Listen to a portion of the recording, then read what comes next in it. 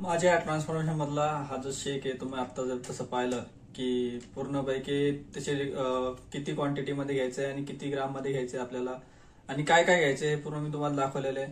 तर या शेक मध्ये आपण ते सगळं घेऊन ते आपण एका स्मूदीच्या फॉर्म मध्ये आपण पिऊ शकतो. हा शेक आणि हा स्मूदी जी माझ्या फिटनेस जर्नी मध्ये ज्या ट्रान्सफॉर्मेशन मध्ये एकदम मॅजिक ठरलेली आहे माझ्यासाठी आणि ती तुम्हाला पण ठरू शकते. तर तुम्ही आजपासूनच असं शेक बनवून प्यायला चालू करा, जेणेकरून तुमचा पण जे फिटनेसचा जो गोल आहे तो गोल लवकरात लवकर तुमचा पूर्ण व्हायला लागेल आणि एक चांगली ग्रोथ तुमच्या बॉडीमध्ये दिसायला लागेल. जसं